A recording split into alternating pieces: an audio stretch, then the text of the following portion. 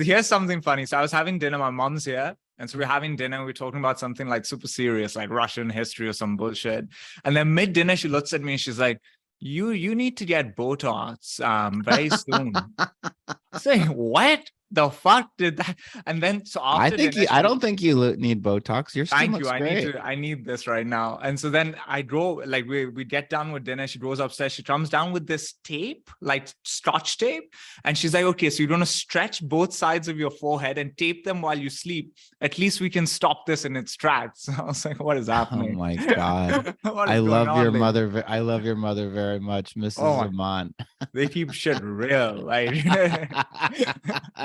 you're never going to get too uppity. I feel like she's not the type of woman that's going to let this go. Like, you better get this done. I think I'm going to have an appointment next week with some Pakistani surgeon. I don't come here with no expressions anymore. This is Top Line.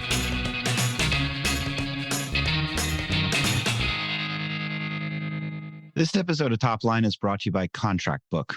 Raise your hand if you love managing contracts. We didn't think so.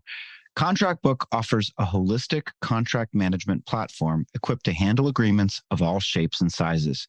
Through automation and centralized management, they unlock the value of your data while creating lovable contracting moments for teams and organizations. Visit contractbook.com to take control of your contracts for good. Welcome. Is this episode 6 or 5? Six. We're on 6. Oh my God. You might want to forget, like maybe you're thinking about an episode. You're like, I forget that episode. So maybe we're on 5. Episode 6 of Top Line. I'm your co-host, Sam Jacobs, the CEO of Pavilion. With me are my friends, AJ Bruno, the CEO of QuotaPath, and Asad Zaman, the CEO of Sales Talent Agency. Welcome, everybody. Welcome. Hi, everyone. How are you doing, Sam? Yeah. I'm good, actually, for a far cry from last week. What's the change? Acceptance. Honestly, if you want to know the truth, as it relates to business, it's we have a board meeting tomorrow. So we've got like 183 slide deck or whatever. And it really is 183, isn't it? Yeah. I mean, we're not going to talk about 100. The board says all of these people, there's a lot of people out there in the world right now. They're like, you better not read off your slides. I'm like, fuck it. Then we're not going to read the fucking slides, assholes. Fuck you. So it's like, we're going to just dive in. So it's all pre-read. The point is like, we're sending all this. Smart. Everything's pre-read. I'm not going to go through the slides, and we're going to skip right ahead to, we call it considerations, which is basically like, these are the prompts for the discussion. We're going to go right there. We're going to assume you've read it. That's it. So do you have your management team in the meeting? I used to, and then the board actually, which was, the board, although now it is more than one person. Now it's 4 people, but it used to be just me and Peter Fallon. But the board said, you come in person, everybody else be on standby to dial in so that we can have more open conversation with you directly. And then when we want to hear from the team, we can. So that's the way. So we sent them the deck on Saturday, actually, or Sunday, and it's tomorrow, Wednesday. So, we've given them like a lot of time. And then we added a board member, and then we actually brought in Andrea Kale as going to sit down on the board meeting, because I just want like a growth-minded operator. Not necessarily that she's going to join the board, but she's just going to observe and give her thoughts. But so anyway, so we went through the deck. Andrea just emailed me and said this is one of the best board decks she's ever seen. So that felt pretty good. Oh, that's high price. Praise. Why don't you, Sam? I think you need to email it to Asad and myself, and we'll be the judges of that. You should. Well, I'm sure it's not as good as yours, AJ. I feel like you drive you run a tight ship. Hey. Well, AJ was the one that was saying, like, he had his daily huddle at 8:30, and he'd kick you out or send you home if you showed up late. So I don't think that, I'm not getting that. I had a few people on my team at QuotaPath that worked for me at Trendkite listen to that and just die laughing because they remember it and know I'm not lying about these things. Did I ever tell? I was very similar. So when I worked at Axial, we had an 8:37 daily huddle. Why 8:37? Because I read the Rockefeller Habits, and he says that you should like pick odd times because they're so resonant. So every morning we had an 8:37 daily huddle. So we had the best salesperson I've ever worked with on the sales team, and he's a very wonderful guy, but he's different. He's distinctive. He puts a lot of pressure on himself. His name's John Schoaf, and so we would stand up. It was literally a huddle. We'd go through everybody, what you're going to do that day, what you're going to accomplish, what your goals are. It was much more regimented. I'm barely out of bed these days at 8:37, and so Schoaf literally accounted for like 80% of our sales. Literally, and on the last day of the quarter, he closed, there's one day that he closed like 12 deals in a day. And wow. he kept showing up late to the daily huddle. And so he had just had like a crushing quarter. He had put the company on his back, and he lived in far Brooklyn. And we were in Gramercy, like we were on 21st and Park. And he comes in, and it's like the second day in a row that he's late, or the third day in a row that he's late. It's like 8:45, and we're all still standing there. And I said, John, I want you to walk up into the center of the circle here, and I want you to apologize to everybody. And I want you to explain why you don't respect anybody's time but your own. And I made him cry. And holy shit. I'm laughing. I thought you were going to say he was going to confidently own that. Like, just step in and like... he put so much pressure and stress on himself. And it was just, I laugh at it now, but I really feel like that was unnecessary. I feel like I was an asshole. Would he work with you again? Would he work for you again? I think he offered that I work for him. I think he became he's actually your newest board member. He'll be in the board meeting tomorrow. He started a search fund, and he bought a company that he did incredibly well with, and he's exited. But I remember we spoke on the phone one time, and he's like, would you ever want to be my head of sales? And I thought it was awesome that he asked. Yeah. Do you still rank him as the best salesperson you've ever met? Because that's like high praise. I think I'm into non-traditional sales profiles, so he's definitely not the most extroverted. I find that he was very, very talented, and he's very talented because he made you uncomfortable.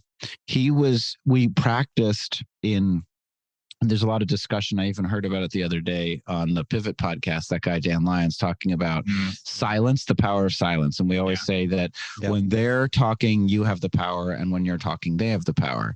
And John was the person that taught us all on the sales floor. He would ask a question, and then he would push mute on his phone to train himself not to speak into the void. And there was one time that he was on, there was silence between him and the prospect for something like 3 minutes, like some ungodly amount of time where neither of them were saying anything. And it was a battle of the wills. Anyway, so he was very, very good. And he's also very good at just asking, just continuing. He's last thing I'll say about this. I think that there's a profile of a seller. The ideal profile of a seller is that, and I know that you all are too young to have seen this movie. Most of our listeners will be. But there's a movie called Starman with Jeff Bridges. And in that movie, Jeff Bridges comes down to Earth, and he's sort of like a globule, and he kind of becomes this humanoid, a young Jeff Bridges.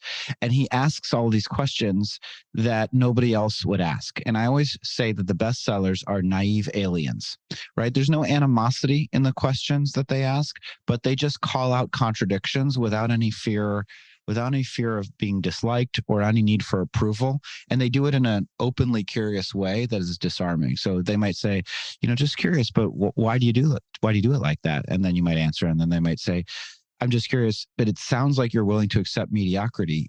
Why do you accept mediocrity in your life? Why are you so willing to be imperfect? And you ask it in such a way that it's like very aggressive, but there's no emotion in it. Anyway, that is the thing that he if that's what he's like, he should become a CEO coach. That would be like a good next step for him. Well, I was going to say that I think a lot of the best executives have similar traits to that. The curiosity piece of it. I've worked with some great. Similarly, though, I mean, Sam, you're 100% right. Although I think it's funny that you let the people mute themselves. I would just go, if they were talking, I just hang up the phone on them. They're going to call back. Like, shut up. Stop talking. That was my sales leadership method. What were your Glassdoor reviews, AJ?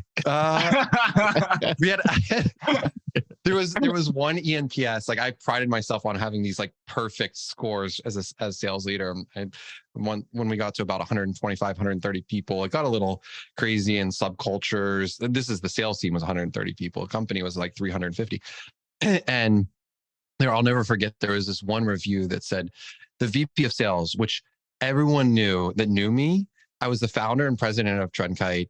If you called me the VP of sales at my own company, that was like a total slight, like a backhanded compliment. The VP of sales creates a floor of uneasiness amongst the reps. And I was like, ooh, that hit really hard. In 2023, that's actually high praise. Like they would say so many worse things for you making them feel uncomfortable. Yeah, I know.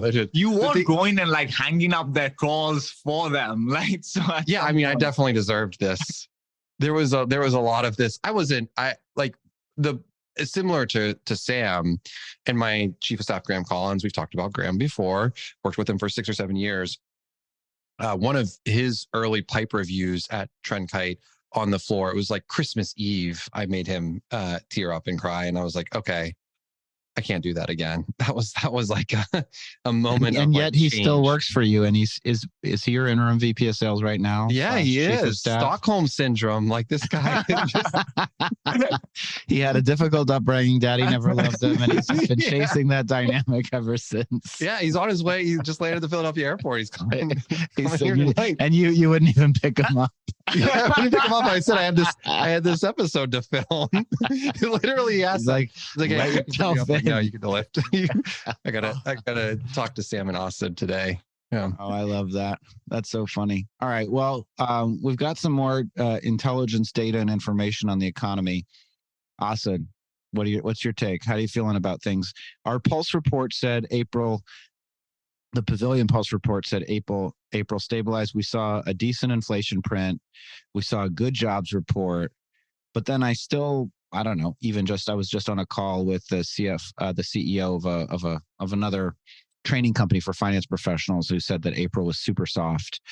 So what are you seeing out there? I think the inflation reading was great, right? Like 4.9%, 9.1 was the high in 2022.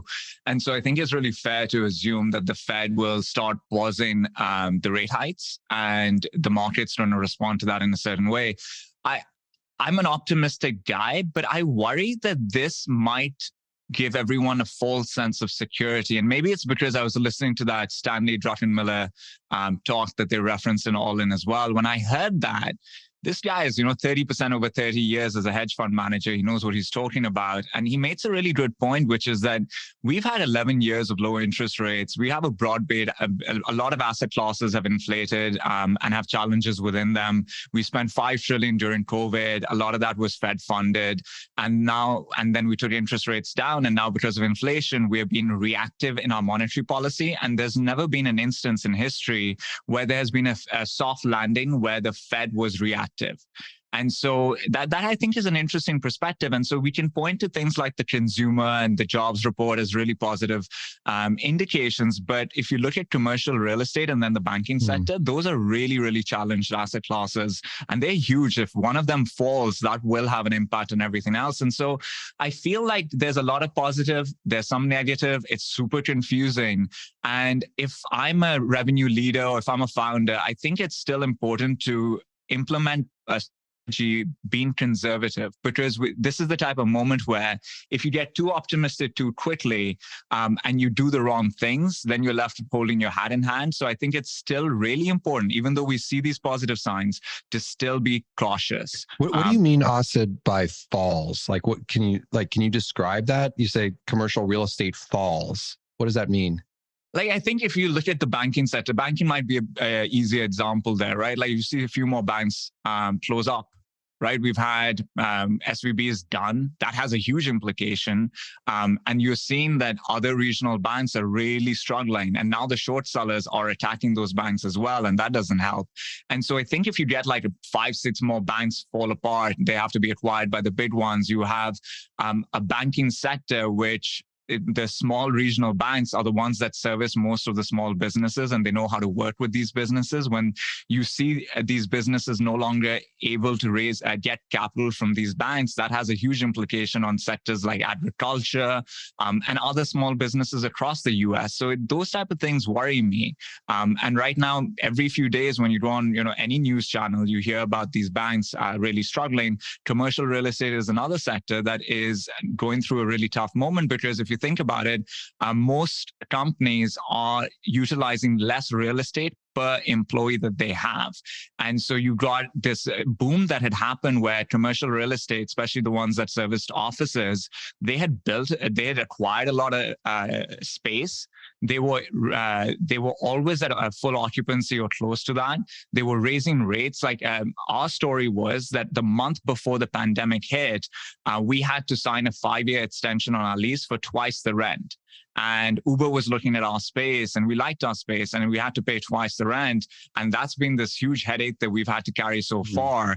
And so that was the state of that market before. And now look at it, right? Like every company has less real estate. And so these companies are really struggling. Look at the stock for WeWork, but they have other issues as well. You look at the REITs for these commercial real estate companies, they're down quite badly. I would, my wife who owns a childcare center, Brandywine Realty, which is like the biggest in the world, is her, the commercial real estate that owns her building, the Lincoln Financial Center. She just got her tax report. She's like, I don't know exactly what it was, but she usually has paid money. And then this time she had to pay $2,000 and she was like, what the heck? And she like called them, like nickeling and diming her. But one of those was snow removal. We didn't have any snow in Philadelphia. We had 0 inches of snow in Philadelphia. And she asked about it. She's like, well, they had to pay up front apparently. So like, it's an anecdotal evidence piece of it, but it just like, that just feels like whoa, wait a second. They're trying from a financial standpoint to make up something here. And they're just like, all these SMBs will just like cover the costs of these things, of these line items. It creates an interesting opportunity though, right? Because we've gone through this whole moment where before we were always in offices. I think the average was 150 square feet per employee pre-pandemic. And then we all learned this lesson that we can actually operate our businesses virtually. Remote work does work with some challenges, right, around culture and learning by osmosis, suffers, etc. But you can work around that.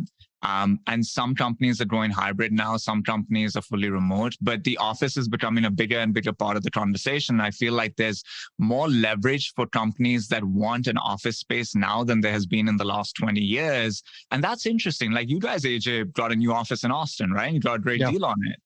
So I think there's opportunities, like who knows how this plays out economically, but I think for companies right now, there's an opportunity to get space at really good rates and be super creative about how they foster togetherness across their workforce in a way that they just couldn't have thought about doing so before. AJ, what's your office policy? What's your approach? So you got this place in Austin. Are you there 5 days a week? No, we have hybrid. It's 3 days. I mean, it's the growth team and actually products there. There's part of marketing there. I think there's around 50 people. And on any given day, you'll probably find, certainly Tuesday, Wednesday, Thursday, you'll find around 30 people in the office. And is it, when you say hybrid, are you mandating a specific day? Are you saying we're all going to be in the office on Tuesday or it's come in whenever you want, but you have to come in 3 days a week or something? It's a little departmental specific. Sales right now is 3 days a week. And we have half-day Fridays. We've always had half-day Fridays as an organization. It's a perk we've offered since day one. So most folks do not come in on Fridays into the office. I was there for the board meeting. We talked about this and just the energy filling in that space. It's the nicest space I've ever worked out of. And I think I might have mentioned this previously, but AT&T did build out for a year and a half. And then January 2020, they moved in and promptly moved out. So it was brand new space and it's fantastic. We actually had a couple sister portcos of stage 2 they had a design offsite in the office and the CEO sent me a message saying it was the best space he had ever been in. So I felt proud about it. AJ, you were remote you must have been remote for some time, right? Like fully remote. And then you decided to go down this hybrid approach. Like May 2021, we went hybrid. What was missing? Like, what were you trying to solve for? Well, I think the timing of our go-to-market and the organization itself, the makeup of the people, especially in Austin, is always where hybrid really started, where they were asking for to go back. And it wasn't everyone. I think there was still a handful of folks that were a little careful about it. But and this will lead us down another path in terms of what human connection looks like and how we create that today. I definitely see the benefits in just the working, and like I'll be on a call. I was on a call with our head of demand gen, and I saw two CS reps in the background talking to each other, and I think that just like clicked. And then I asked them what they talked about. They were talking about a customer that had gone through 3 different contacts and onboarded finally successfully after 180 days, which was one of our longest onboardings we've ever had. And they were kind of like high-fiving about that. So I wouldn't have seen that otherwise. And it was just like those little cool moments. It took 180 days to onboard a customer. What was happening? Yeah. That's what you took out of that. No, that's fascinating. How do you feel about the customer's risk for churn? I mean, that's what we have like whole leading indicators, and it's a part of that onboarding, and delayed onboardings is something that we look at very, very frequently. So, I mean, the data doesn't support the renewal on those type of delayed onboardings. We know this. What's your ideal, and how off was this? How off was what? Yeah, like what's your ideal time? Oh, to onboard 30 versus- days. Yeah, there was yeah, I mean, the compensation space is this very interesting space where like you have SaaS product meeting services. And it's a very typical, like all of our competitors have strong implementation fees and services costs. And we've just gone down this bucket of like product led. We're not going to do that, but it causes friction when we have high maintenance customers, and you look at the gross margin by account. And so we're figuring that out as a part of our business model. Those are the fun intricacies that 2023 have afforded us, because everyone wants to focus on efficiency over growth. But that like was a natural step point into our business of thinking about how we were going to tier out our customer cohorts now that we're 700-ish customers. 700 is pretty awesome. It's a business thing. I'm getting all the kudos. I feel like I'm coming into this conversation and I told you all like, oh, I'm having a really shitty day, and Asad and Sam are here to make me feel better. Well, we care about you and we like you. Asad, how's the recruiting business these days? It's fascinating. We've still got roles to work on, which is nice. It's been really interesting. I spent time with your on the bench group today.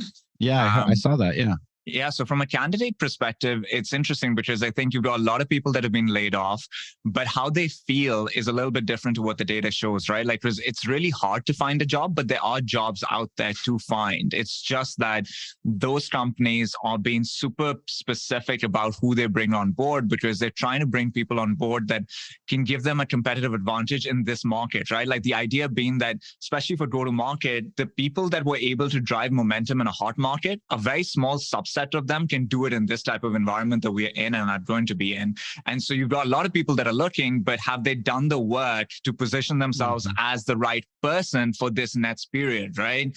They're still like talking about strategies and tactics that they deploy, but they don't really have a point of view on the market, and they're not like playing with AI, etc. And so I think from a recruitment market perspective, there are jobs out there. Companies are hiring. They are being super thoughtful and conservative about hiring. Demand is down. Supply is more available. But the most interesting part to me is like this huge shift that's happened in essentially the scorecard of characteristics and competencies that companies are focusing on. An example of that, never in my life have I seen a scorecard for an exec role where the number one thing was resiliency. I've never seen it. And now almost like 30-40% of them, it's in the top 2 or 3 things that they put out there.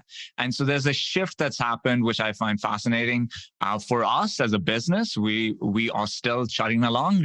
We are working on, I think, like 150, 160 searches at this point, which is not at capacity, but it's not far off either.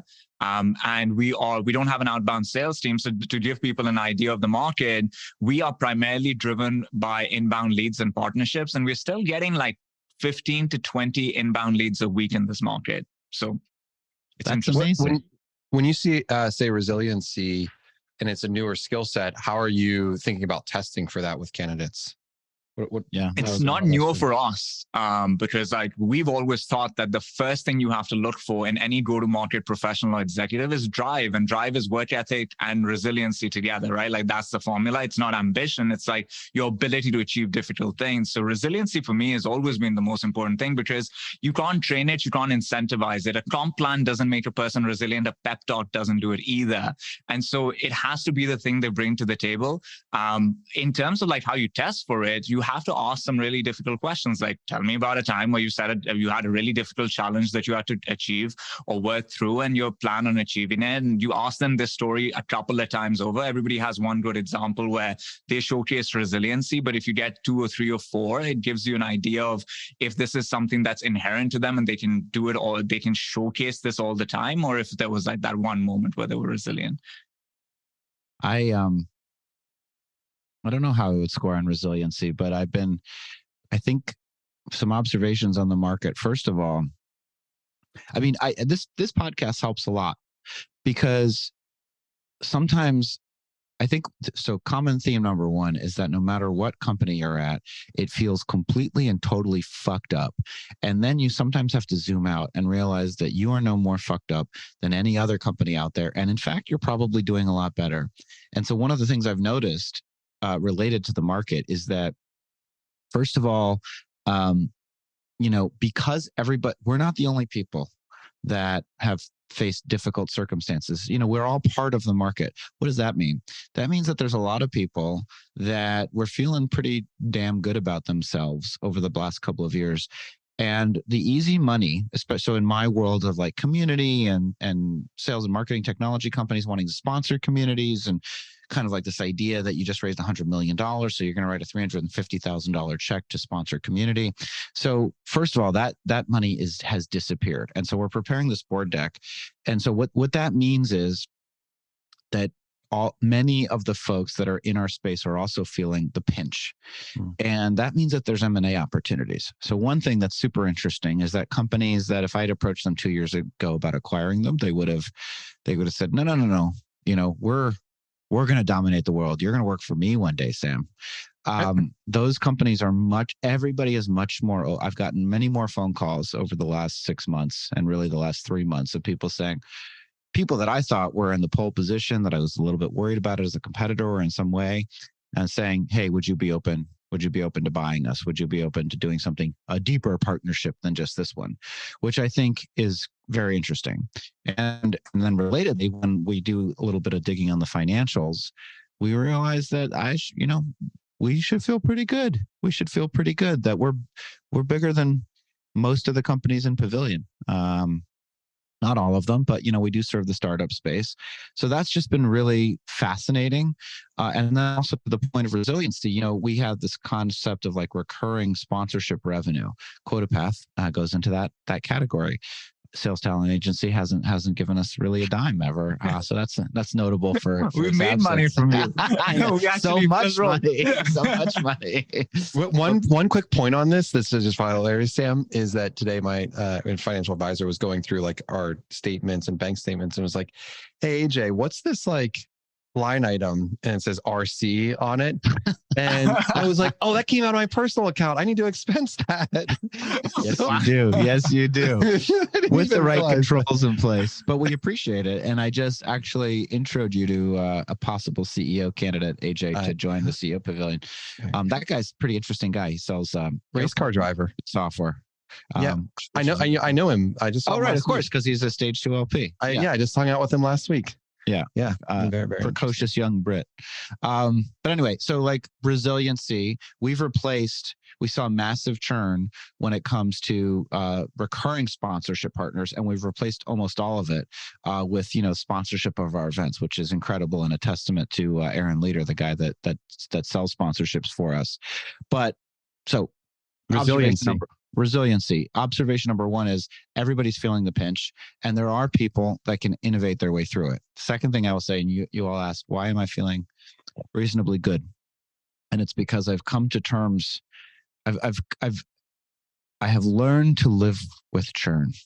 That is why which is a way of saying, when you're a bootstrap business and when you're a beloved product, and we were beloved. I mean, we still are beloved by a lot of people, including, the 3 people on this call.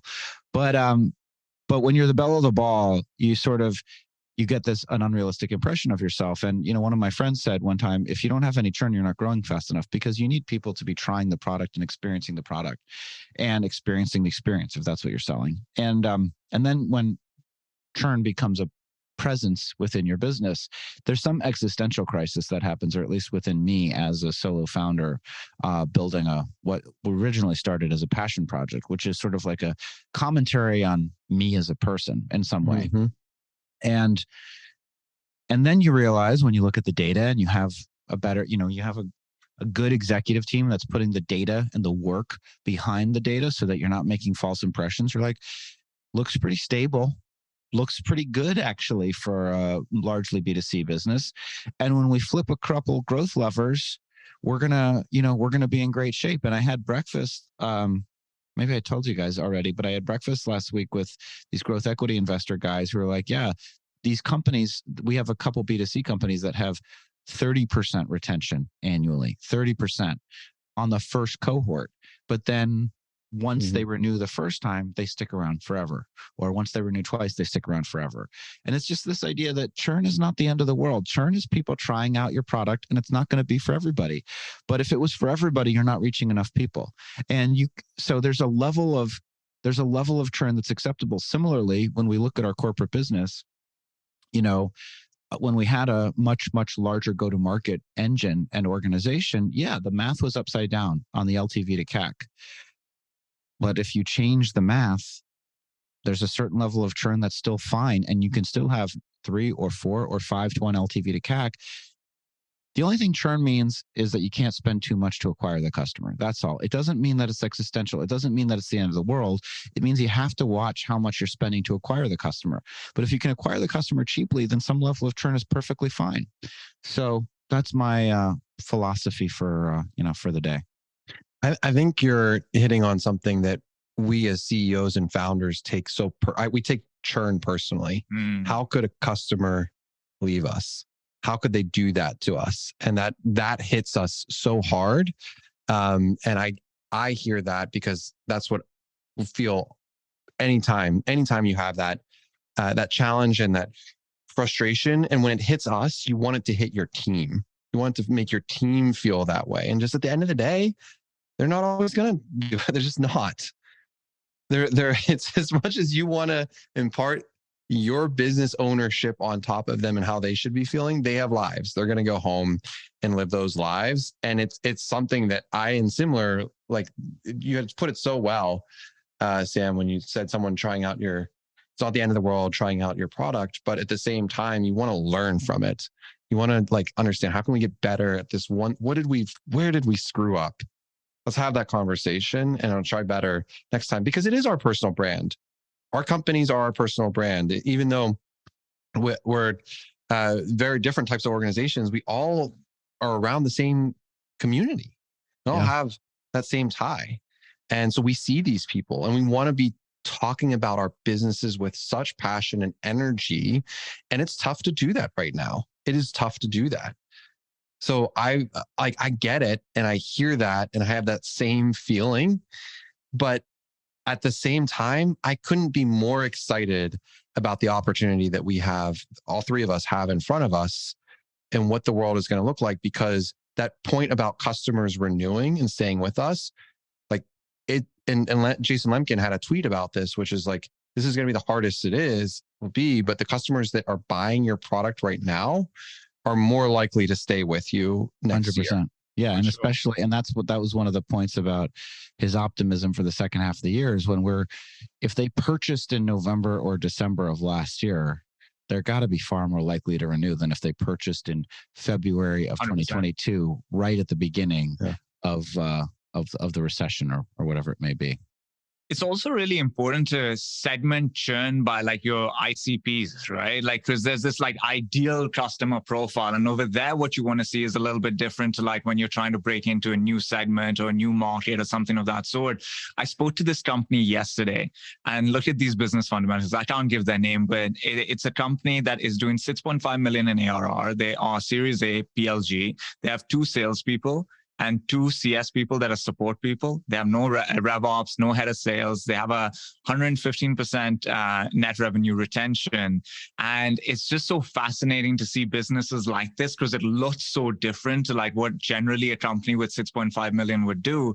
But the thing that I really liked about them was I was like, tell me about your net revenue retention. And they broke it down by segment. They were all speaking the same language. They're like, in this one, it's 118. Over here, it's 94. This is why it's 94. Here, we're experimenting like this. And over here it's 72, so we got to stop. And I found that really interesting. I like these type of companies because you don't see them often, but there are fascinating companies out there. That sounds like a great company, actually. Right. And you know what? Like when the market was hot, they would not have looked hot. They raised a little bit of a Series A. The investors were not like the ones you hear about all the time. They were not going crazy, spending their money on their brand. Like they would not have been the hot company at the hot point in the market. But right now, they're the most attractive company because they raised at a really good valuation. There's so much you can do to take 6.5 and make it 20 million. So I find them super compelling.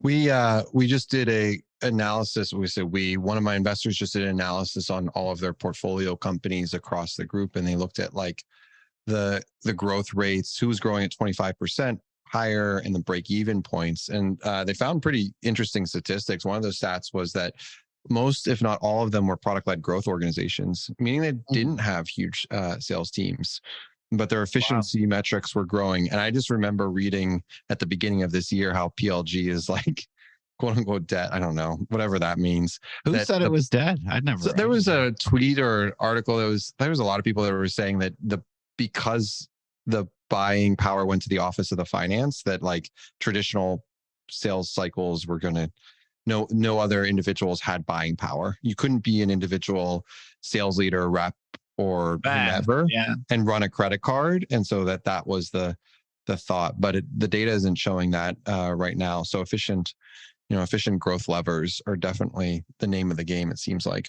But I always feel when the market gets screwed up, that PLG becomes like a thing that people want to do more and more, right? Like when you saw 2020 and the pandemic hit and the economy became stuck, you saw like all these companies become PLG companies, and it happens every time there's a downturn. It made sense why it happens, right? You want efficient growth at that point. So maybe the person who sent that tweet was like from old school PTC medic type of person who's always going to say PLG. I'm going to find it and send it to you. For you, Austin. Well, the thing that it brings up for me, I mean, the thing that I've been thinking about a lot recently is data and information and making data-driven decisions. And that sounds super obvious, but the hardest part, I'll tell you, like the biggest experience that I've had, the biggest, sort of skill that I'm still developing that I have not yet fully developed. When you're an early stage company, super early stage, and we're, I would say objectively, like we're medium stage at this point. When you're super early stage, you're used to making intuitive decisions based on imperfect information. And because you know your customers so well, they're pretty good. And I carried that trait with me too long in the organization. And I made too many decisions, particularly over the last year, that were actually quite complicated decisions and nuanced decisions. And I treated them with a very broad brush.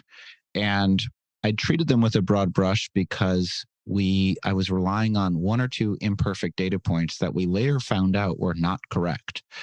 And I was talking to a CEO earlier today, and she was, so first, it happens to all of us, but she was saying her husband had made a decision where they had this whole idea about PLG, and they had this idea that 10% of free users converted to paid. And as a consequence of that, they redid their pricing page, and they'd never had the free version of the product on the pricing page.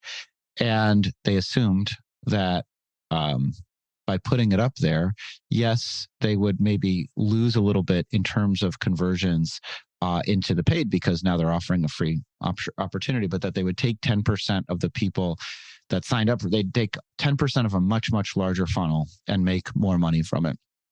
And it turned out that that's not what happened at all. And they almost bankrupted the company because it wasn't the same people anymore that were signing up for the free product.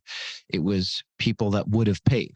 And the aptitude of the people that had been converting was a different cohort than the people that were currently converting based on site traffic. And so what's the point? The point is that you can try to make data-driven decisions, but there's like this layer of common sense that needs to come into play so that you don't bet the farm on imperfect decisions. And I guess relating it back to me, I made similar decisions over the past 6 months where it turned out like that wasn't true. And the math was wrong. And we cost ourselves, fortunately, we're doing well in a bunch of other areas, but we cost ourselves a lot of money because of some of these decisions. It's a really challenging spot to be in. And I think we're all in similar spots where we're hitting kind of these inflection points as startup to growing up. And the question on these decisions that we have from a CEO perspective is that we want to jump in with 2 feet. But these data pieces that you all are talking about are very, very important and very important to understand. And take a pause and ask your executive team and understand the decisions that we make have real consequences to them. And there's not always an easy answer. I think I was talking to a really strong product leader today, and he was talking about product growth metrics that they look at. And the way he put it is every day we want to get 1% better. 1% better gets us 10x better by day 365. And that was it. Is that just every day, if we can measure to get 1% better. And he worked for IBM for a while, and they would have these, you took a product from $5 to $100 million over 2 years time. And people at IBM were like, how'd you do it? And he said, if I showed you the data of how we did it, you would be very underwhelming. You would be like, that's like it. A simple spreadsheet. He's like, I want to tweak this number every day. Tweak this. He had just had all these loops that basically are testing loops that he was doing. And they were just like very simple things of, okay, this conversion on this, users are going to get to from 56% to 63%. And just like every single metric. And I just found that fascinating. And we're in a spot where we don't know necessarily what the best option is. We don't know what the market is going to look like. But if we kind of ground ourselves and okay, can I do something to get 1% better today? I think that's the path forward for some of us that are out there. And let's measure as much as we can about what we do so that we can understand the impact on the business and just be as smart as we possibly can. But on that, there's a signal versus a noise thing, right? I went through this exercise when I took over and I wanted to measure everything. And I started measuring, or maybe I was measuring the right things, but I was looking at it in the wrong cadence. And then I just read this thing about signal versus noise. And that helped, right? Selecting the right things to look at the right cadence, I think is super helpful when it comes to data, because it can get overwhelming, right? You want to look at the right things, pull the insight, and then be able to do something with it. And I was overwhelming myself with data. Well, you live and you learn. You live and you learn. You have learned that you need Botox. That's one of the things. According to my mother, of all people. I really do think you look fantastic. I think your mom's being a little hard on you. I'm going to send her this clipping. I will. Last segment of the show, we're introducing a new segment, shout outs and wins of the week. And this is where we want to end on a positive note. So when I frame it like that, AJ, who do you want to shout out? What wins of the week? Let's talk about some good things that have happened.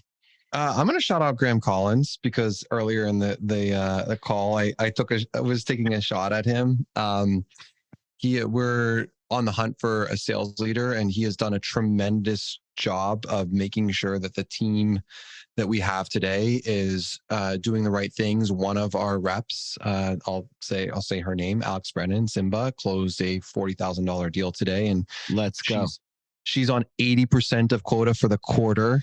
right now, and she's done a phenomenal job of multi-threading deals and just making and leading by example while her manager is out on parental leave. So between her and Graham, have done a really great job. I'm going to shout out those two. Alex Brennan, that's her name. Alex Brennan. She goes by Simba. Simba Brennan. She I'm has gonna a look her Lion up on King LinkedIn. tattoo right on her I'm gonna arm, poach her. I'm gonna poach her. Many have tried, my friend. Asad, how about you? I was thinking about this. I think I have to shout out your On the Bench program. So Fred Matha let's asked go. me. Oh, look at that. Look at that. I don't sponsor. Sam makes the comment about sponsorship, and then this guy. I was like, let me just like, I give you my time. But Fred asked me to come and join the crew, and I was preparing for it, and I was going to talk about the macro environment, a bunch of things that people on the bench would care about. And as I was thinking about the session, I was like, holy shit, this is like such a tricky time to be on the bench, right? Like the macro environment is super challenged. Tech is challenged from a fundraising valuation perspective. And then you have AI, and that has huge implications, right?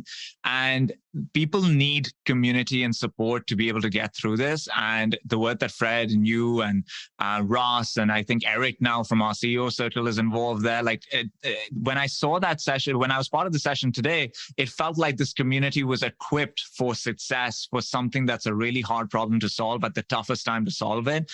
And that was just like really cool and inspiring to be part of that. So shout out to you guys in that program. Thank you so much. And Asad's talking about the Pavilion on the Bench program. It's a program for executives in transition. We are not a search firm. That's Asad's job, but we try to equip people with the tools they need to be successful. We also have talent partners, and we work with private equity and venture capital firms and recruiters to make sure that you get placed. So that's what Asad's talking about. I've got 2 shout outs from members for Pavilion members. Hopefully they're out there listening. I had a great breakfast this morning with Sid Kumar, who's SVP of revenue operations for HubSpot. And that was just a great conversation. And he's doing really, really cool work at HubSpot. It's just inspiring. You know, they crossed 2 billion in ARR. They're a big partner for Pavilion. And we're going to be we were talking about sort of exactly what we were just talking about, which is a small number of reps driving a lot of productivity like Simba and driving a lot of revenue for organizations, and sort of like this new world of revenue generation, which is the topic for Inbound when I'm on stage with him and his boss, Allison. So that was cool. And then I was on the phone with a guy that I'd been LinkedIn connecting with. And by the way, if you're in transition, we're offering 50% off annual memberships to Pavilion for executives. And so this guy, Jelle Wilders, is a Dutch guy, and he messaged me on LinkedIn. And, you know, it takes a little while to schedule a call sometimes. So he had messaged me about getting the coupon code to sign up for 50% off. And I'm like Googling his name because in my email to see like, what are we talking about? I wasn't sure. And I see that he'd signed up about a month ago. So I said, this is interesting. So I get on the phone with him, and he said, so yeah, I went ahead and signed up even before our call. And I just want you to know what an amazing experience it's been. He was at a company that had sold to a larger company that was he was at a 60-person company that became part of a 60,000 person company that became part of a 180,000 person company. And he didn't get fired. He just decided like big company life was not for him. But I was really proud of the work that Andre Brassel and Ash Lomberg, who are both Ash is at ChargeBee and Andre is at Channelbull. And they're both members of our Amsterdam community, and they made Jelle feel really, really welcome. And he's talking about how he's going to an event next week in Amsterdam, which I was really excited about. So I guess shout out mainly to Andre and Ash for being great leaders in the Amsterdam community, and just always appreciate our members. So thanks to everybody for being a Pavilion member. I love that. How many of these conversations do you have like a week? Because you spend a lot of time. I think it's really beneficial to have these conversations. Like it helps with, you know, how you feel about life. How often are you doing it? I'm trying to do it more. And so 2 to 3 a day. Oh, wow. Talking to, I mean, I feel like that's mainly my job, you know, and now I'm doing enrollment calls. And welcome to Telvid Devlet. So Telvid Devlet is a guy in Seattle, and his parents gave him their last names reverse spelled. And that is a real person. And he's a RevOps, and he was senior at Microsoft. He's from Seattle. I think he's in Palm Springs now. But I was on an enrollment call with him on Monday. He signed up a few minutes ago today. So that's 24-hour close for yours truly. I feel pretty good about that. Telvid, welcome to the Pavilion community. You just One of called him right Pavilion's after? best salespeople, Sam. Yeah. Wait, Sam, so you just, anytime someone enrolls, you just call them? No, but I used to do every enrollment interview, Okay. 5 years ago. And, Right. and I asked to be reinserted into the queue. And so me and Colin Tobler, we did 2 calls yesterday, and Telvid was the one I wasn't sure was going to sign up. And then there was a guy that used to work at Pleo named Owen. I think he's an Irishman, but he's based in London. I feel like he's going to sign up.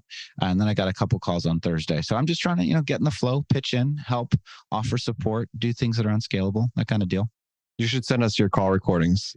Austin and I will give you some coaching Let you know on how them. you're doing. I promise I won't hang up on you. I think your feedback would probably be ask for the close. You didn't ask for the close. That's because I'm, it's trying to be an executive Ask community. those uncomfortable. That was the name? John Schoaf. The naive uncomfortable alien. questions. There you go. There you go. His catchphrase was just curious. Great seeing you guys. This has been another great episode of Top Line. Asad Zaman, CEO of Sales Talent Agency. AJ Bruno, CEO of QuotaPath. I'm Sam Jacobs, CEO of Pavilion.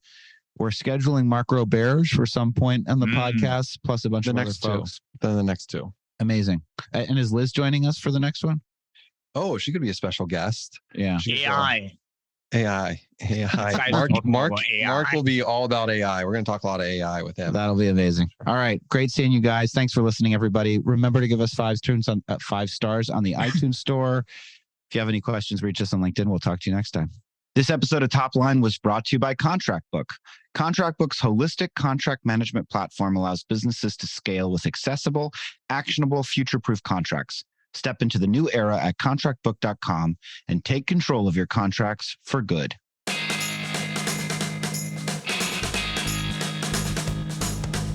Thank you for listening to this episode of Top Line. To learn more about the trends, news, and developments impacting the world of B2B SaaS, head to joinpavilion.com, where more than 10,000 of the world's top go-to market leaders go to achieve and unlock their full professional potential.